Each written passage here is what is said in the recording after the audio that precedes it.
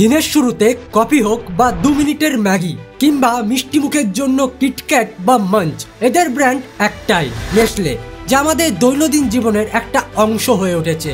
আমাদের দিনে না কোথাও এদের প্রোডাক্ট ইউজ করতেই হয় এবং নেসলে শিশুদের খাবারের বাজারের রাজা প্রায়। কিন্তু আপনি কি জানেন যে নেসলেতে প্রায় 2000টির বেশি ব্র্যান্ড এবং 10,000-এরও বেশি প্রোডাক্ট রয়েছে? অর্থাৎ যদি প্রত্যেকটি প্রোডাক্টকে কাউন্ট করতে থাকি তাহলে দিনটাই শেষ হয়ে যাবে। কিন্তু আপনি কি কখনো ভেবে দেখেছেন যে এত বড় কোম্পানি লক্ষ লক্ষ নিরীহ মানুষের মৃত্যুর জন্য অভিযুক্ত? কোথাও এরা মানুষকে নির্যাতন করা থেকে শুরু করে নতুন মায়েদের এমন পরিস্থিতিতে ফেলা যা ভাবার বাইরে, আবার কোথাও জলের জন্য নির্যাতন, আবার কোথাও ম্যাগি কেলেঙ্কারি। তারপরেও এই ব্র্যান্ডটি কিভাবে বিশ্বের প্রত্যেকটি কোণে বিদ্যমান হলো? তাই আসুন আজ আমরা নেসলে কোম্পানির গল্প, যা একটা অত্যন্ত মহৎ উদ্দেশ্য দিয়ে শুরু হয়েছিল, কিন্তু তারপরের পথে এমন কিছু চ্যাপ্টার আছে যা অবিশ্বাস্য। নেসলের গল্প শুরু হয় প্রায় 210 বছর আগে, 10ই আগস্ট 1818 সালে, যখন হেনরি নেসলে জন্ম হয় জার্মানিতে ফ্রাঙ্কফুর্টে। তার বাবা একজন সাধারণ কাচের কারিগর ছিলেন এবং পরিবারের ফাইন্যান্সিয়াল কন্ডিশন খুব একটা ভালো ছিল না। এই কারণে খুব অল্প বয়সে হেনরি সিদ্ধান্ত নিয়েছিলেন যে তিনি তার বাবা আর ভাইয়ের মতো পারিবারিক ব্যবসায়ে অংশগ্রহণ করবেন না, তিনি ভিন্ন কিছু করবেন। এরপর তিনি যেই স্টেশনের অধীনে কাজ শুরু করেন, যিনি ফ্রাঙ্কফুর্টে একটি ফার্মাসি চালাতেন।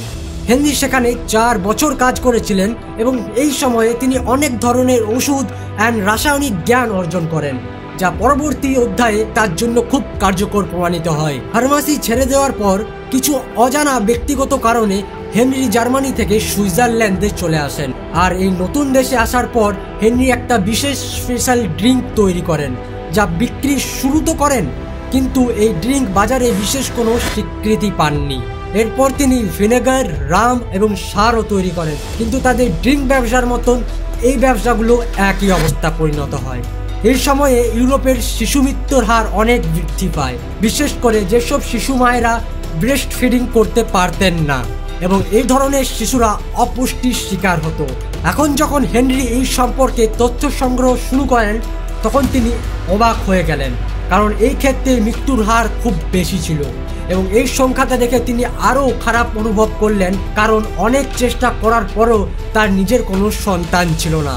এমন পরিস্থিতিতে তিনি অন্যান্য শিশুদের নিরাপত্তার বিষয়ে আরও সংবেদনশীল হয়ে উঠলেন। তারপর তিনি অনেক চিন্তা ভাবনা করলেন এবং তিনি সিদ্ধান্ত নিলেন যে তিনি মায়ের ব্রেস্ট ফিডিংয়ের বিকল্প তৈরি করবেন, যা লক্ষ লক্ষ শিশুর জীবন বাঁচাতে পারে। এই চিন্তা মাথায় রেখে হেনরি গবেষণা শুরু করেন, বিভিন্ন উপাদান নিয়ে এক্সপেরিমেন্ট শুরু করেন, কিন্তু দুর্ভাগ্যজনক এই পরীক্ষাগুলো দীর্ঘদিন ধরে ব্যর্থ হতে থাকে। আসলে হেনরির কোনো ধারণা ছিল না যে কিভাবে মিল্কের বিকল্প তৈরি করা যায়। সম্পদ এবং অর্থের প্রচন্ড অভাব তো ছিলই তার সাথে, তবুও তিনি হাল ছাড়েননি। কোনোভাবে এদিক ওদিক করে অর্থ সংগ্রহ করেন, তিনি ক্রমাগত গবেষণা চালিয়ে যান। অবশেষে 1867 সালে তিনি এমন কিছু ফর্মুলা তৈরি করেন যা ব্রেস্ট ফিডিং এর একটা ভালো বিকল্প হতে পারে। হেনরি গরুর দুধ, ময়দা এবং চিনি মিশিয়ে এমন একটা ফর্মুলা তৈরি করেছিলেন যা অবিশ্বাস্য।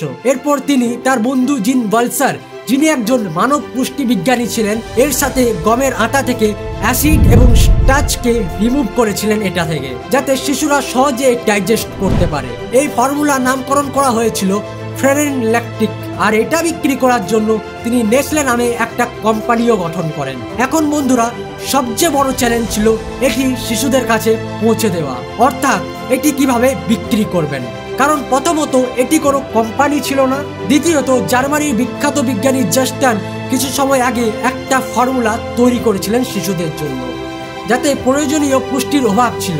এই কারণে লোকেরা একে অবহেলা করে। বাজারের বেবি ফর্মুলা নামে এক ভয়ের পরিবেশ ছিল, যা নেসলের সমস্যা আরো বাড়িয়ে দিচ্ছিল। কিন্তু হঠাৎ একদিন এমন কিছু ঘটলো যা কোম্পানির ভাগ্য বদলে দিল। আসলে অপুষ্টির শিকারে একটি অকাল জন্মগ্রহণকারী শিশুটির অবস্থা খুবই সংকটজনক ছিল এবং সেই সময়ে বাজারে অন্য কোনো বিকল্প না থাকায় সেই শিশুটিকে ফেরেন ল্যাকটিক দেওয়া হয়েছিল। আর আশ্চর্যজনকভাবে ধীরে ধীরে শিশুটির হেলথ উন্নত হতে থাকে এবং কয়েকদিনের মধ্যেই তিনি সম্পূর্ণ সুস্থ হয়ে ওঠে, যা দেখে ডাক্তাররা খুব অবাক হয়ে গেলেন। কারণ এর আগে সকলেই হার মেনে গিয়েছিলেন। এই ঘটনার পর হেনরি নেসলের সোনালী দিন শুরু হলো, কারণ ডাক্তাররা নিজে থেকেই রেকমেন্ড করতে শুরু করলেন এই প্রোডাক্টকে।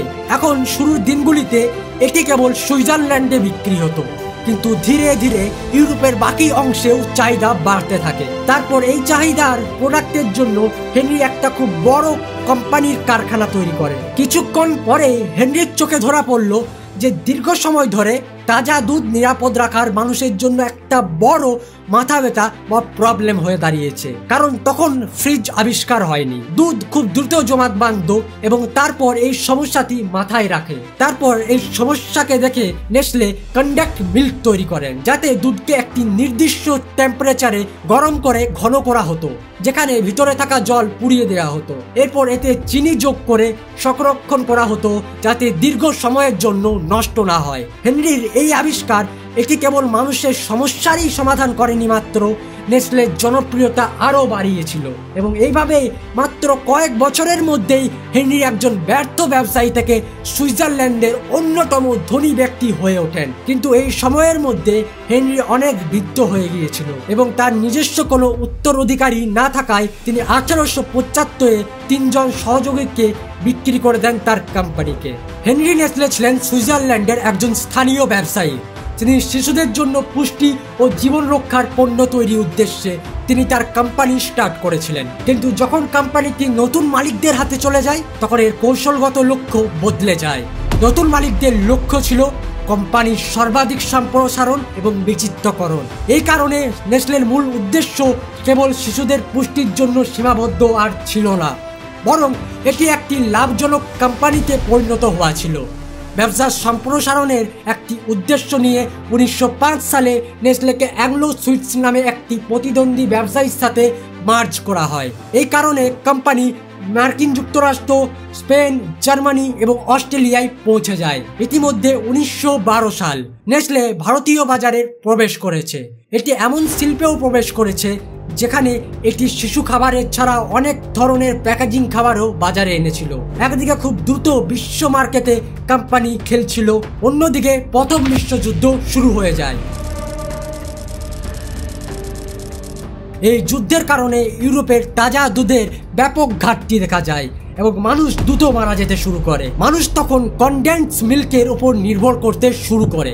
এমন পরিস্থিতিতে অনেক দেশের সরকার তাদের সৈন্যদের জন্য নেসলে থেকে ব্যাপক পরিমাণে কনডেন্স মিল্ক দাবি করতে শুরু করে। তবে নেসলেরও একটা তখন সমস্যা তৈরি হয়, যেটা সাধারণ মানুষেরও হয়েছিল, অর্থাৎ তাজা দুধ পাওয়া যাচ্ছিল না। তারপরে সমস্যা সমাধানের জন্য নেসলে আমেরিকায় অনেক কারখানা কিনেছিলেন, যাতে সেখানে পাওয়া তাজা দুধ থেকে কনডেন্স মিল্ক তৈরি করা যায়। এভাবে কোম্পানি উৎপাদন অল্প সময়ের মধ্যে দ্বিগুণ হয়ে যায় এবং এই যুদ্ধের সময়ে নেসলে প্রচুর অর্থ আয় করে। কিন্তু যুদ্ধ শেষ হওয়ার মাত্রই বাজারে আবার তাজা দুধ ফিরে আসে। আর অন্যদিকে নেসলের অতিরিক্ত উৎপাদনের কারণে কোম্পানি ঋণের ডুবতে শুরু করে এবং সমস্যা আরো বেড়ে যায়। এই আর্থিক সংকট থেকে কাটিয়ে ওঠার জন্য নেসলে এক নতুন স্ট্র্যাটেজি লঞ্চ করে। এক্সাম্পল, 1920 সালে কোম্পানিতে অনেক ধরনের চকলেট এবং পাউডার প্রোডাক্ট চালু করে। তবে নেসলে সত্যিকারের সাফল্য পেয়েছিল 1930 সালে, যখন তিনি নেসলে কফি চালু করেন। যা ছিল একটা তাৎক্ষণিক কফি পাউডার। আসলে নেসলের কফি আসার আগে কফি তৈরি করা ছিল খুবই ঝামেলার কাজ। প্রথমে বিনস, তারপর পেশা, তারপর অনেক স্টেপের দ্বারা কফি তৈরি করা হতো, যা খুবই অসুবিধাজনক এবং সময় নিত। কিন্তু নেসকফির সবচেয়ে বড় বিশেষত্ব ছিল এটি কফি তৈরি করা খুব সহজ করে তুলেছিল। শুধু কফি পাউডারের সাথে জল বা দুধ মিশিয়ে নিন, কফি প্রস্তুত। নেসকফি কেবল বিশ্বের কফির ধারণা বদলে দেয়নি, বরং এটি এতটাই জনপ্রিয় হয়ে উঠেছিল যে এটা নেসলের দুবন্ত আর্থিক অবস্থা স্থিতিশীল করতে সাহায্য করেছিল। কনডেন্সড মিল্কের মতো দ্বিতীয় বিশ্বযুদ্ধের সময় নেসলের কফির চাহিদা বৃদ্ধি পায়, কারণ এই কফি কেবল দ্রুত প্রস্তুত হতো না, কঠিন পরিস্থিতিতে সৈন্যদের ইনস্ট্যান্ট এনার্জিও দিতে পারত। এটার কারণে দ্বিতীয় বিশ্বযুদ্ধের সময় অর্থাৎ 1938 থেকে 1945 পর্যন্ত, অর্থাৎ 1938 থেকে 1945 সালের মধ্যে নেসলের মোট বিক্রি $125 মিলিয়ন বৃদ্ধি পায় এবং সেই সময়ে এই সংখ্যাটা অনেক বেশি ছিল। এখন একদিকে নেসলে ওয়ার্ল্ডে খুব ভালো করছে, অন্যদিকে ভারতীয় বাজারে সার্ভাইভ করা খুব কঠিন হয়ে পড়ে। আসলে নেসলে প্রথমে ভারতে দুগ্ধজাত পণ্য এবং শিশু প্রোডাক্টের জন্য বাজারে আসে, বাট সেই সময়ে ইন্ডিয়ান বেশিরভাগ মানুষ প্যাকেটজাত খাবারের পরিবর্তে তাজা দুধ এবং ঘরের তৈরি খাবার উপর নির্ভরশীল ছিল। তাই ভারতে পণ্য বিক্রি করা নেসলের জন্য একটা বিশাল চ্যালেঞ্জ হয়ে দাঁড়ায় এবং সেই জন্য নেসলে প্রথমে স্বাস্থ্যবিধি এবং পুষ্টির সচেতনার উপর জোর দেয়। এখানে তারা ডাক্তারদের ব্যাখ্যা করেছে যে প্যাকেটজাত খাবার কেবল সুবিধাজনক নয়, এর জন্য তারা মার্কেটিং করে যে প্যাকেটজাত খাবার কেবল সুবিধাজনক নয়, এটা নিরাপদ এবং স্বাস্থ্যের জন্য উপকারী। এই ধরনের মার্কেটিং এর জন্য প্যাকেটজাত খাবারের প্রতি মানুষের আস্থা বাড়তে থাকে ইন্ডিয়াতে। ভারতীয়রা নেসলের পণ্য গ্রহণ করতে শুরু করে, বিশেষ করে ল্যাকটোজ এবং স্যারেল্যাক্সের মতো কিছু শিশু খাবারকে, কারণ আমাদের দেশেও শিশুর মধ্যে অপুষ্টির সমস্যা খুবই সাধারণ ছিল। এখন 1970 সাল, এই সময়ে কোম্পানি লাভের বশীভূতি হয়ে এমন কিছু করেছিল যা লক্ষ লক্ষ শিশুর জীবনের বিপন্ন করে তুলেছিল। আসলে যা ঘটেছিল তা হলো মেডিকেল সায়েন্স যত এগিয়েছে, অনেক গবেষণায় প্রমাণিত হয়েছে যে মায়ের ব্রেস্ট মিল্কের চেয়ে কোনো কিছুই বেটার হতে পারে না। এখন নেসলের ফর্মুলা মিল্ক যদিও ব্রেস্ট মিল্কের একটা বিকল্প ছিল, তবুও মানুষ শিক্ষিত হওয়ার সাথে সাথে এই চাহিদা কমতে শুরু করে এবং শিশুর ফর্মুলা থেকে আয় উল্লেখযোগ্য হ্রাস পায়। এতে বিরক্ত হয়ে নেসলে ভাবলো যদি এমন কিছু করা যায় যাতে ওদের বেবি ফর্মুলাকেও ওই লোকগুলোও কিনবে যাদের প্রপার ব্রেস্ট ফিডিং করতে পারে। এর জন্যে তারা তাদের প্রোডাক্টের মার্কেটিং এমনভাবে শুরু করে যে তাদের ফর্মুলা শিশুদের জন্য মায়ের ব্রেস্ট মিল্কের চেয়েও ভালো।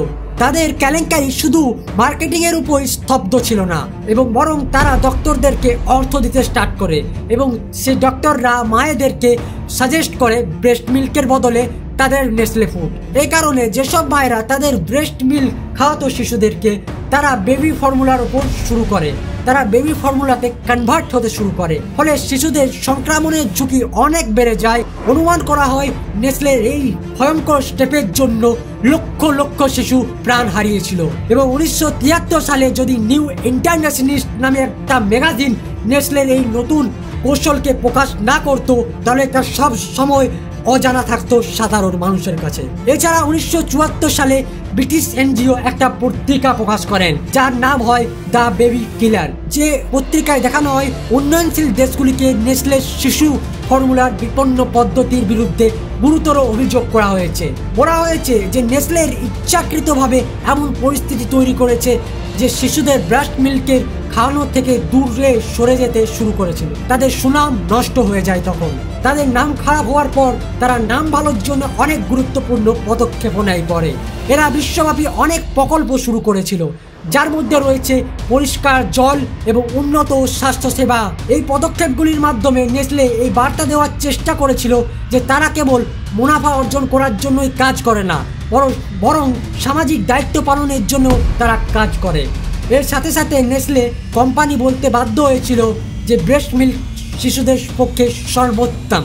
এরপর যখন এই বিষয়টির আগুন ঠান্ডা হয়ে গেল, 1983 সালে নেসলে ভারতে ম্যাগি আনলো। সেই সময় ভারতের নুডলসের ধারণা সম্পূর্ণ নতুন ছিল, তাই ব্র্যান্ডটি ভারতের গ্রাহকদের দৃষ্টি আকর্ষণ করার জন্য বিশেষভাবে মার্কেটিং করেছিল। অল্প সময়ের মধ্যেই ম্যাগি জনপ্রিয় হয়ে ওঠে। অনেক লড়াইয়ের মুখোমুখি হয়ে আজও নেসলে বিশ্বের বৃহত্তম কোম্পানির মধ্যে একটি। কিন্তু প্রশ্ন হলো কিভাবে? আসলে বন্ধুরা, যদিও নেসলে একটি খুব রিচ কোম্পানি, তার মানে এই নয় অনলি তারা শুধু মার্কেটিংকে ইউজ করেছে। কোম্পানির এমন কিছু প্রোডাক্ট আছে যা সেরা, যা মানুষের মনে সর্বদা জায়গা করে রেখেছে। আর এই সব কারণের জন্যই নেসলে বিশ্বের বৃহত্তম কোম্পানির মধ্যে একটি।